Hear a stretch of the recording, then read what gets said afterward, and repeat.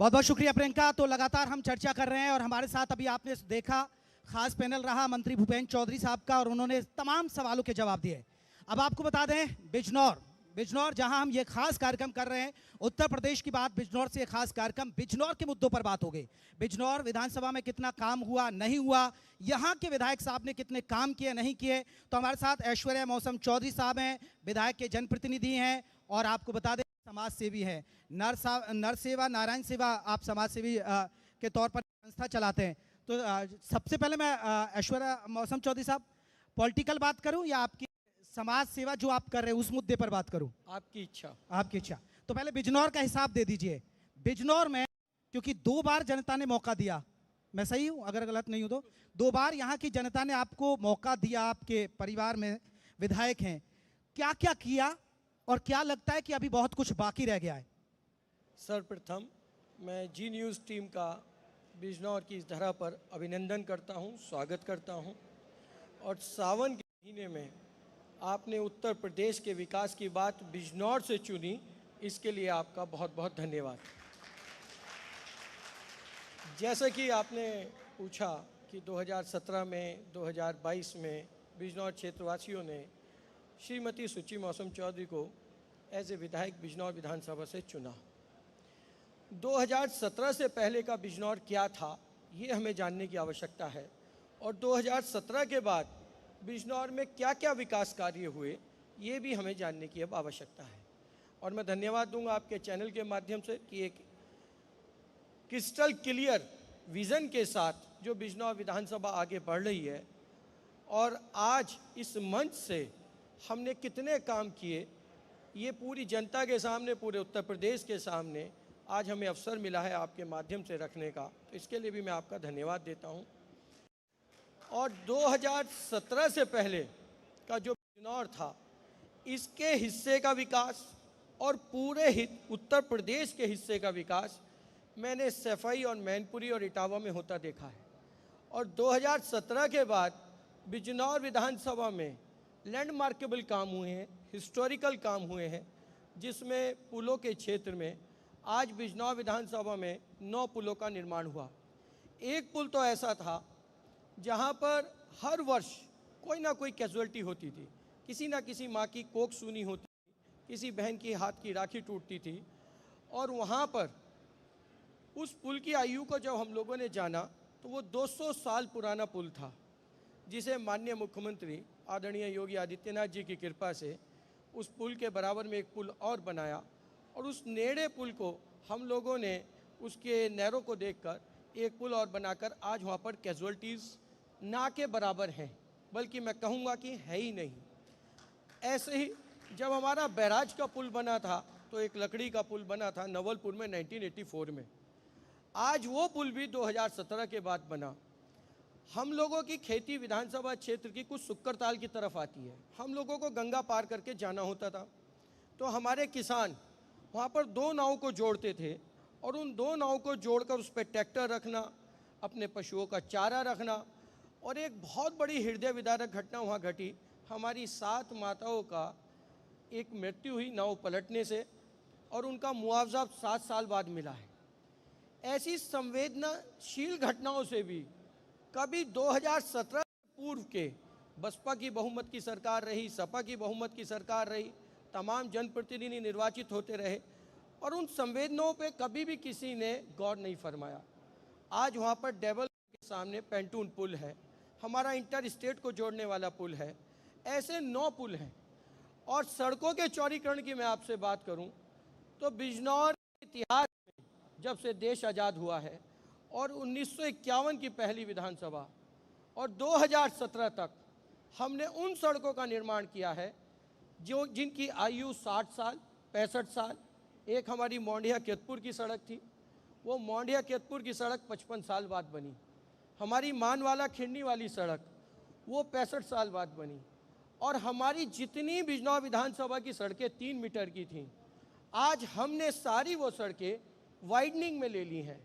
सड़कों के क्षेत्र में सर्वाधिक काम 2017 से 2000 आज टिल टुडे, हिस्ट्री इस बात की हिस्ट्री है कि हमने इतना काम किया है कि अगर आप उन सालों को गिनोगे और इन 9 सालों को गिनोगे तो ये 9 साल उन 63 साल पे भारी हैं। ये सच में ही ताली बज रही है या हुआ भी है नहीं हुआ विकास भाई? अभी हुआ है ना? अभी है तो फिर बारिश में बिजनौर क्यों डूब जाता है? अभी मैं इसी विषय पे आ ये रहा तो हूँ। वजह, हाँ आप ही खुद ही बता देंगे आप। अब मैं शर्मा जी इस विषय पे आ रहा हूँ। इस विधानसभा क्षेत्र से मंत्री भी रहे, एमपी भी रहे और 2017 से पहले पता नहीं कितने विधायक रहे। बिजनौर विधानसभा क्षेत्र लगभग गंगा के किनारे पे है, 60% और 2017 के बाद आज हम लोग गर्व से कह सकते हैं कि जितना सिंचाई मंत्रालय के द्वारा, जल शक्ति मंत्रालय के द्वारा आदरणीय योगी जी की कृपा से, आदरणीय स्वतंत्र देव जी की कृपा से 172 करोड़ का काम सिंचाई का जो जल शक्ति मंत्रालय है उसके द्वारा बिजनौर विधानसभा में हुआ है। और हमारे जितने तटबंध हैं, जितने हमारे बंदे हैं, वहाँ से आज एक बूंद पानी भी नहीं रिस सकता, चाहे ऊपर से कितना भी जल छोड़ दें। आज बिजनौर विधानसभा लोहा लाट सुरक्षित विधानसभा है और ये सिर्फ और सिर्फ श्रेय मैं अपने यशस्वी मुख्यमंत्री आदरणीय योगी जी को दूंगा, अपने जल शक्ति मंत्री आदरणीय स्वतंत्र देव जी को दूंगा, जिन्होंने इस विधानसभा की चिंता करी, यहाँ के लोगों की, किसानों की, सबकी संवेदनाओं को देखते हुए, उनके परिश्रम को देखते हुए, उनकी फसलों को सुरक्षित करने के लिए, उनके जीवन को सुरक्षित करने के लिए आज हमारे सारे तटबंध सर्वाधिक मजबूत हुए। और आपको आश्चर्य होगा कि सिंचाई में आज हमारा जब पानी छूटता है सिंचाई के लिए तो वो टेल तक जाता है, हेड से शुरू होगा और टेल तक जाएगा। ऐसा कीर्तिमान भी बिजनौर विधानसभा में मना है। अब मैं आपसे युवाओं के लिए कहूँगा कि इस विधानसभा में हिस्टोरिकल काम कौन से हैं। जब से ये देश आज़ाद हुआ तब से एक नेहरू स्टेडियम था। आज नेहरू स्टेडियम में डबल इंजन की सरकार ने, डबल इंजन की सरकार कहने के लिए नहीं, केंद्र में अगर सरकार हमारी है, प्रदेश में हमारी सरकार है, तो हमने दोनों का यहाँ पर विकास देखा है। आज हमें 7.5 करोड़ रुपए केंद्र से मिले, जहाँ पर हम आधुनिक जिम बना रहे हैं, कुश्ती के लिए हॉल बना रहे हैं, उसका भी कुछ ही दिनों पहले हमने फाउंडेशन स्टोन रखा है। और आज एक हमारा शेखुपुरा में नया स्टेडियम बना है, वो भी 5 करोड़ से बना है। और 2017 से पहले एक नेहरू स्टेडियम की 4 दीवारी थी, एक बैडमिंटन का हॉल था, कोने में क्रिकेट के लिए एक नेट लगा हुआ था। और अगर आज आप बिजनौर नेहरू स्टेडियम में जाएंगे तो ये बिजनौर वही विधानसभा है जिसने देश में नहीं पूरे विश्व में यहाँ के युवाओं ने नाम चमकाने का काम किया है। अब आपने इतने काम कर दिए, नहीं तो आपने इतने काम कर दिए ऐश्वर्य मौसम चौधरी साहब, आपने इतने काम कर दिए तो मैं आपको पहली जीत की बधाई दे जाऊं क्या? फिर अग्रिम दे दूं क्या? मैं तो चाहता हूँ, ये जनता तैयार है और आपसे भी चाहता हूँ। और रोलिंग स्केटिंग, अभी एक बात और अधूरी रह गई थी।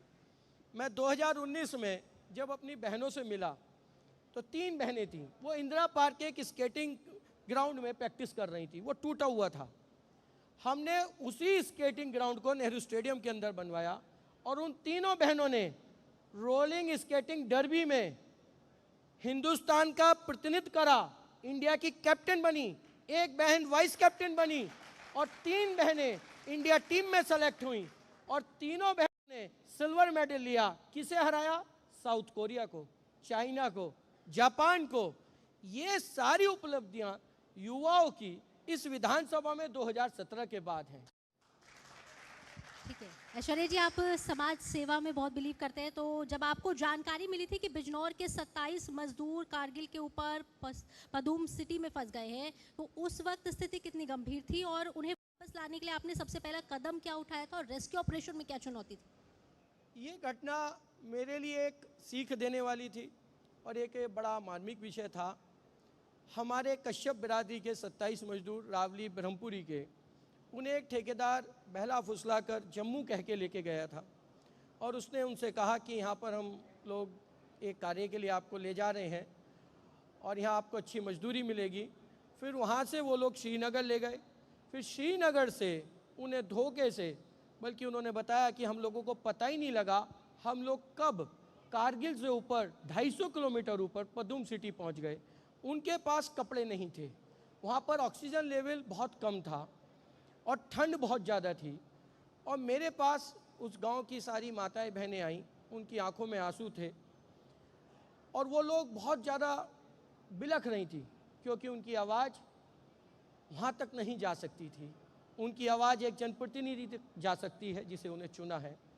उन्होंने उसी विश्वास से मुझसे आकर संपर्क किया। उस वक्त हम लोग कैंप कार्यालय पर जन सुनवाई कर रहे थे, तो उन बहनों से मैंने एक ही बात कही थी कि ये बिजनौर विधानसभा क्षेत्र हमारा परिवार, आप लोगों ने हमें सेवा के लिए चुना है और हमारा संकल्प नर सेवा नारायण सेवा है और हर नर की सेवा करना ही नारायण की सेवा है। के साथ हमारा परिवार राजनीति में है और हम लोग इस क्षेत्र की सेवा कर रहे हैं। तभी मैंने अपने 5 मंडल अध्यक्षों को बुलवाया, अपने कार्यकर्ता को बुलवाया। मनोज जी थे, ललित जी थे और मेरे साथ और भी 2-3 कार्यकर्ता थे। हम लोग सब लोग सीधा यहाँ से दिल्ली पहुँचे, वहाँ से संपर्क करते रहे। फिर वहाँ से 2 बसें लगाईं, उन्हें पदुम सिटी से उतारा। तो वहाँ पर कारगिल जब हम लोग पहुँचे तो हमने उनकी हालत देखी। वो हालत ऐसी थी, जब वो मुझसे मिले तो जैसे एक बच्चा अपनी माँ को देख के मिलता है बहुत दिनों बाद, या एक भाई अपनी बहन से मिलता है, या एक माँ अपने बिछड़े हुए बच्चे के साथ, या बल्कि मैं ये ऐसे कहूँ उनकी जो भावनाएं थी वो इस मंच से क्या बताने, मतलब अतुल्य भावनाएं थी। और जब हम सब मिले तो मिलने के बाद जब बिजनौर लौटे तो उन माँओं के चेहरों पे, बहनों के चेहरे पे जो खुशी थी वो आज भी मुझे आत्मविश्वास देती है और नर सेवा नारायण सेवा के कार्य में हम लोग सजग हैं। लेकिन चौधरी साहब, एक मेरा सवाल बहुत महत्वपूर्ण, क्योंकि आपके विधानसभा क्षेत्र में कुछ गांव भी लगते हैं और ये किसान बेल्ट मानी जाती है, लेकिन आपको नहीं लग रहा है कि आप, ठीक है आपने किसान पशुओं के लिए लंपी एक बीमारी होती है उसके लिए आप बहुत अच्छा काम किया, लोग कहते भी हैं, लेकिन किसानों की बहुत सारी दिक्कत है। एक तो किसान कहते हैं कि गन्ने का उनको अभी भी उचित मूल्य मिल पाता, हालांकि सरकार कहती है हमने पिछली बारों के मुकाबले हमने यहाँ पर बहुत अच्छे मूल्य दिए हैं पिछली सरकारों की तुलना। दूसरा, आवारा पशु का मुद्दा। मैं बहुत बार चुनावी शो में रहता हूँ तो ग्राउंड पर जाता हूँ तो लोग कहते हैं भैया वोट तो हम योगी जी को दे देंगे, लेकिन कहते हैं भैया आवारा पशुओं से हमें छुटकारा दिला दीजिए। ये आपको नहीं लग रहा है एक बड़ा मुद्दा है और जिसको आप और आपकी सरकार सुलझाने में नाकाम रही है? देखिए, विपक्ष ने हर बार एक नैरेटिव कोई ना कोई सेट किया है। पिछले चुनाव में ये छुट्टा पशु का विषय बहुत जोर से उठा था और जो लोग उठा रहे थे मैं आज भी उन लोगों से मिलता हूँ और उनसे पूछता हूँ क्या बिजनौर विधानसभा में अब भी कोई छुट्टा पशु है, तो मुझे इसका जवाब अब ना में मिलता है, क्योंकि सबसे ज़्यादा गौशालाएं बिजनौर विधानसभा में है। और जो विधानसभा बिजनौर है, हम लोगों ने जितनी पड़ती ज़मीन है, गौचरा की ज़मीन है। आपके इलाके में आवारा पशु नहीं हुए? किसी को नहीं मिलता? या मैं यूपी में घूमता हूँ, ये सड़कों पे कहाँ से आ जाते हैं, बिजनौर में नहीं है? मैं चेकूंगा, रियलिटी चेक करके जाऊंगा। बिल्कुल, आप ग्राउंड पे जाइए। हाँ। ये महात्मा विदुर की धरती वीडियो है। भेजूंगा आपको फिर। बिल्कुल, ये महात्मा विदुर की धरती है। हाँ। ये ऋषि मुनियों की तपोभूमि है। यहाँ पर गौ को माता मानते हुए गौ की सेवा की जाती है। इसलिए लंपी बीमारी में उत्तर प्रदेश में पहला क्वारंटाइन सेंटर बिजनौर विधानसभा में लगा, जहाँ पर हमने 500 गौवंशों को रख उनकी सेवा की और फिर उन्हें गौशालाओं में पहुंचाया। अगर आप हमारी गौशाला में जाओगे, पास में ही है कहना गौशाला, जिसे नगर पालिका हमारी बिजनौर की चला रही है, और उस गौशाला की अगर आप व्यवस्थाएं देखेंगे तो आपको पता लग जाएगा कि यहाँ सच्चे गौ भक्त रहते हैं और सच्ची गौ सेवा यहाँ होती है। और आज भी उत्तर प्रदेश में लंपी की बीमारी बहुत ज़्यादा फैली हुई है और हम लोगों ने सोडियम हाइपोक्लोराइड की 5-5 लीटर की बॉटल्स तैयार करा दी हैं। जैसे हमने कोरोना में हर घर पे 1 लीटर सैनिटाइजर की बोतल तैयार कराई और बिजनौर के प्रत्येक घर में, प्रत्येक गांव में हमने खुद टैंकर बनाकर पूरे गांव को सैनिटाइज कराया था और बिजनौर के हर घर को सैनिटाइज कराने का कार्य किया था। उसी प्रकार लंपी में किसानों को निःशुल्क दवाई देने के लिए होम्योपैथी और एक आयुर्वेदिक के मिश्रण से, डॉक्टरों के सहयोग से हम लोगों ने एक दवाई तैयार करी और उसे बिजनौर के किसान 10,000 किसानों तक पहुंचाने का काम किया है। और आज भी हम लोग इस बीमारी के लेकर सजग हैं और तैयार हैं। यहाँ पर किसी भी गौवंश की मृत्यु लंपी से नहीं हो सकती, ये मैं आपके मन से आश्वस्त कर सकता हूँ। चलिए सर, धीरे धीरे हम चर्चा के आखिरी पड़ाव पर है। अब 2027 आ गया सर, क्योंकि पिछली जीत और आपने देखा 2017 और 22 की जीत बहुत कांटे की टक्कर थी, फिर 24 भी गुजर गया। 24 में देखिए बीजेपी को नुकसान हुआ। इस बार की लड़ाई आपको नहीं लग रहा है कि बहुत चुनौतीपूर्ण होने वाली है? मैं इसी मंच के माध्यम से आपके बताना चाहूँगा कि अगर आपके कर्म अच्छे हैं, आपका सेवा भाव अच्छा है, तो कोई भी लड़ाई कठिन नहीं हो सकती। अगर आपने सेवा करी है तो हर चुनाव आसान है। और मैं पिछले चुनाव में मैंने जनता के सामने ये बात कही थी मन से कि मैं चुनाव में कोई भी वादा नहीं करूंगा। चुनाव में हम कोई भी ऐसा वादा नहीं करेंगे जो कि हमें ऐसा लगे कि ये सिर्फ वोटों को लेने का, पाने का माध्यम है। अगर हमने कर्म किया है तो आप हमें दोबारा जिताना। अगर इस वर्ष भी हमने कर्म किया है, हमने जन सेवा की है, नर सेवा नारायण सेवा को आत्मसात किया है, पंडित दीनदयाल उपाध्याय जी के वचनों को आत्मसात किया है, पंक्ति के आखिर व्यक्ति तक पहुंचने का हमने प्रयास किया है, तो निश्चित तीसरी बार भी हम लोग जीतेंगे। आप विकास की बात कर रहे हैं, विकास की बात करें, लेकिन आप भी जहां मौका मिलता है हिंदू मुस्लिम एजेंडा तो आप भी कूद जाते हैं, क्योंकि आपकी सरकार तो करती है। कर दूं, अभी कुछ ही महीने पहले हमारे मुस्लिम परिवारों के 4 बच्चे राख में झुलस गए थे। कोई भी पार्टी का व्यक्ति, समाजवादी, बसपा का, उनकी खबर लेने नहीं गया। हमने अपने विधायक वेतन से नर सेवा नारायण सेवा के संकल्प के साथ उन 4 बच्चों को हमने 50-50 हजार रुपए देने का काम किया।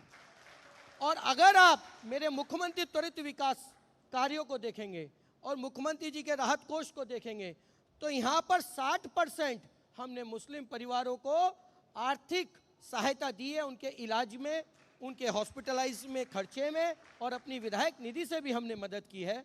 और जितने हमारे खेल कूद की अगर मैं बात करूं युवाओं की, तो उसमें हम ना जाति देखते हैं ना धर्म देखते हैं, हम सिर्फ खेल की भावना देखते हैं। और हर खिलाड़ी को नेशनल खेलने पे, अंतर्राष्ट्रीय स्तर पर जाने पर 1 लाख रुपए की स्कॉलरशिप अपनी तरफ से देते हैं। ठीक है, अब आपने भी जीत की हैट्रिक की बात कही कि आपको लग रहा है कि तीसरी बार हैट्रिक हो जाएगी, योगी सरकार की भी हैट्रिक हो जाएगी, लेकिन सवाल यह है मैदान में भावी आप भी आएंगे इस बार? देखिए, पार्टी का विषय है। हाँ, मेरे इस बार 2014 मैदान में उतरने वाले। 2014 में मेरे फादर का टिकट हुआ था और वो एमपी का टिकट लेके उन्होंने नॉमिनेशन फाइल कर दिया था। तब मेरे पिताजी का टिकट किन्हीं कारणों से बदला गया। तो उस वक्त मेरे पिताजी ने कहा था मोदी जी को प्रधानमंत्री बनाने की 100 टिकट कुर्बान। और जब मैं 2017-16 की घटना है और मुझे फांसी और कॉन्कॉक्टेड स्टोरी के बेस पे जेल में फंसा दिया गया था, तो 2017 तक माननीय विधायक सुची चौधरी का एक पोस्टर नहीं था, एक बैनर नहीं था, और उन्होंने किसी से टिकट नहीं मांगा था। वो किसी भी कार्यालय में नहीं गई थी। उन्होंने ये नहीं कहा था कि मुझे विधायक का टिकट चाहिए, पर पार्टी ने 2017 का टिकट दिया और वो विधायक बनी। और ऐसे ही ये मेरे परिवार के अंदर माँ भारती के प्रति और संगठन के प्रति, संगठन को माँ और पिता मानकर जो हम लोग चल रहे हैं, उस भावना के साथ हम लोग माँ भारती की सेवा कर रहे हैं। पार्टी जो आदेश देगी हम उस आदेश पर खरे उतरेंगे। चलिए सर, आपको बहुत बहुत शुभकामनाएं, भविष्य की मैं शुभकामनाएं देके जाता हूं कि आप तीसरी बार हैट्रिक लगाएं, आप लगें या भाभी जी मैदान में आए, जो भी आए, आपको मेरी तरफ से बहुत बहुत शुभकामनाएं। धन्यवाद। जी, आपका बहुत बहुत शुक्रिया, आपने समय दिया। Thank you JP. आपको भी मैं चाहूँगी आप मंच पर बने रहे। आप और रमेश चंद्र सर जी मंच पर आए और ऐश्वर्या मौसम चौधरी जी को सम्मानित करें मंच पर आकर, और ज़ोरदार तालियां ज़रूर बजती रहनी चाहिए। तो ऐश्वर्या मौसम चौधरी जी ने अपना समय दिया, बहुत सारी बातें हमारे साथ की, बहुत सारी अच्छी बातें बताई, किस तरह से जन सेवा ही सबसे बड़ा धर्म का कार्य होता है की तरफ से बताया गया, और कैसे हमेशा हमें इसमें आगे रहना चाहिए। और